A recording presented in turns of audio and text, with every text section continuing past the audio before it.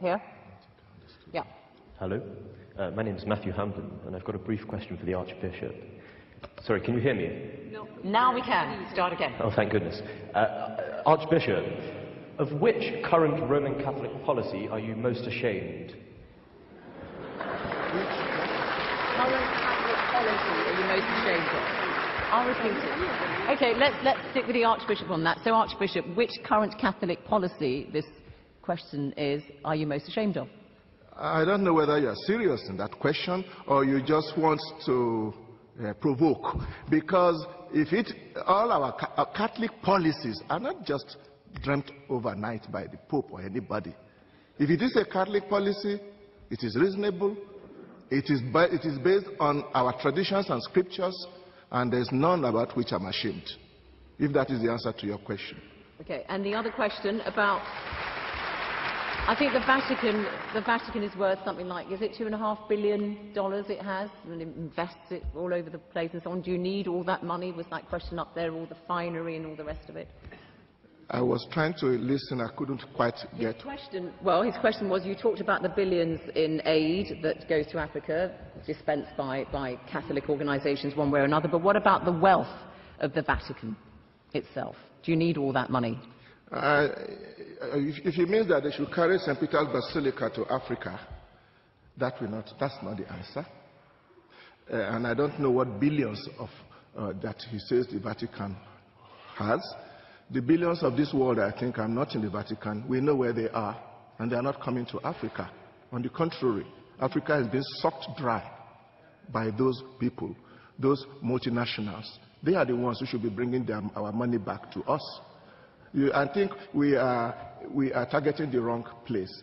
I come from Africa, and the funds that come from church agencies for us are very important.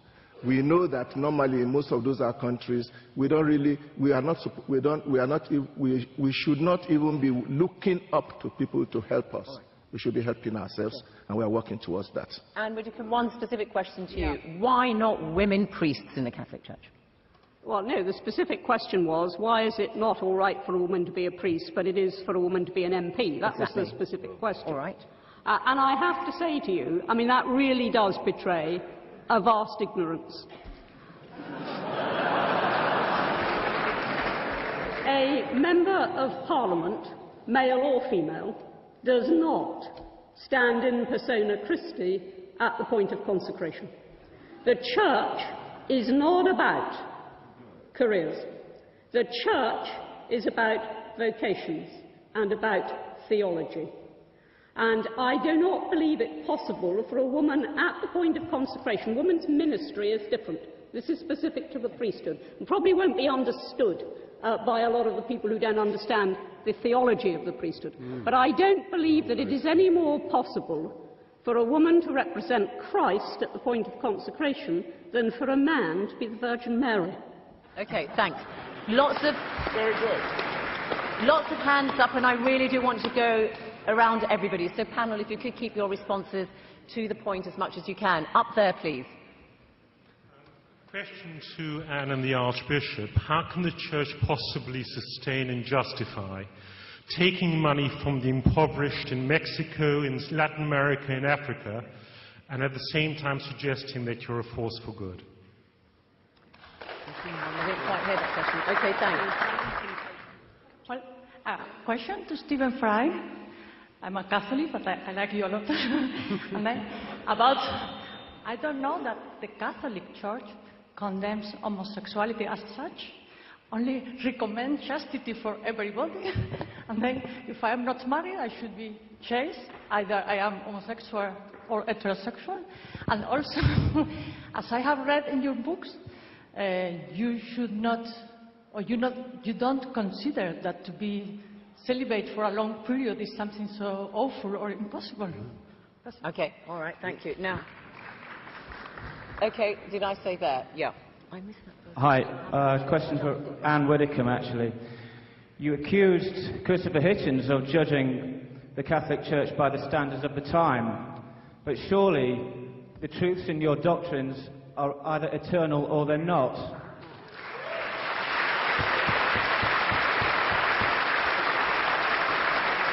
Okay. I'll just take one more there and then we'll come... Yeah, go on. Hello? My name is Jeremy Drax. I was baptised Church of England and I'm now in the Church of Rome.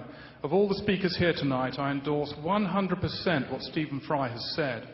In our church, we do not reject anyone. The life of Christ was a life of service, a life of sacrifice, and a life of generosity. He did not spend it with the rich, the powerful, those with nice clothes and refinery. He spent it with the down and outs, the poor, the sick, those who were rejected by society. It is a tragic shame that a church that is founded on such fabulous principles has lost its way, in my professional view and personal view, in buildings that are arguably excessive to its requirements, with cardinals and bishops who, with Christ's guidance, should be on the shop floor serving the people. We've had this. Therefore, why is this church not leading by example and following the life of Christ? All right, thanks. You're reading a statement there. Okay, fine. Stephen Fry. Stephen Fry, the question about the Catholic Church apparently doesn't condemn homosexuality, that question asked. Well, I'm afraid it simply does. It does condemn it, yes. It calls it the official word is disorder, but it was refined by the current pontiff, Ratzinger, who called it a moral evil. But on the other hand, we must remember, as the point that was made, is that the Church is very loose on moral evils, because although they try to accuse people like me who believe in the empiricism and the Enlightenment of somehow what they call moral relativism, as if it's some appalling sin, where what it actually means is thought, they, for example, thought that slavery was perfectly fine. Absolutely okay, and then they didn't. They thought until the year 2000 that a baby went to limbo, causing unbelievable distress to parents whose child died. Okay. Unbelievable distress. And then, with a wave of the hand and a stamp of a seal, it was no longer true. Something that had been eternally, or at least true for 2,000 years, suddenly wasn't. Because the truth is complicated. It's hard. And what is the point of the Catholic Church if it says, oh, well, we couldn't know better because nobody else did? Then what are you for? Okay.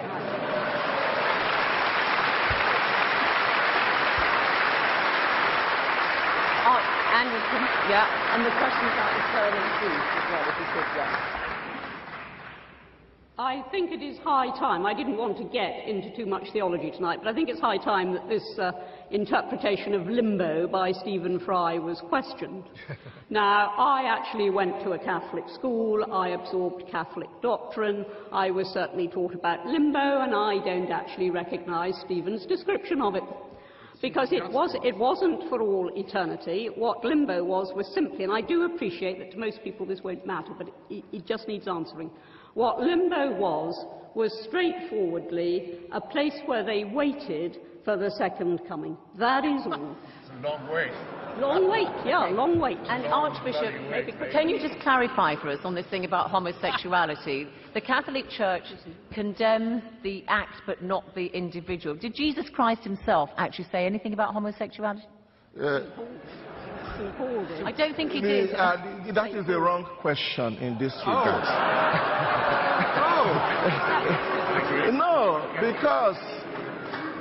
Because we are not aware about homosexuality, the morality of homosexuality being a matter that drew the attention of Jesus. But Jesus certainly spoke about the Ten Commandments and adultery. But to come to the position of the Church of homosexuality, it recognizes there are people who have homosexual tendencies, and they even consider themselves as such. But the Church also says that the homosexual acts are wrong, but that doesn't mean that those who are engaged in it are condemned outright, because each person has his own personal story. There is room for that. I do not think we should deny the Church the right to propound its own doctrines. You are not obliged to take it. Let's hear some more from the floor. I'm sorry about the question about eternal truth. We may get to that a little later. Okay, over there, up there. It actually follows on from the point just raised. As a gay man, I find the history of sexual repression and oppression that's gone on in the Church to be argued that that's just being being obsessed by sex to be a bit offensive, and I wondered if Anne Widdecombe would defend her position a little bit more on sexuality. We've had that point. We've dealt with that point. Can I go to number 2? I just wanted to say on behalf of myself and my fellow degenerates that I would just like to ask all the Catholics in the room, as well as the proposing team, if they'd like to just stay out of my sex life and in my bedroom. All right. That'd be great. We've had this, okay. Can we have slightly different points perhaps that haven't been raised?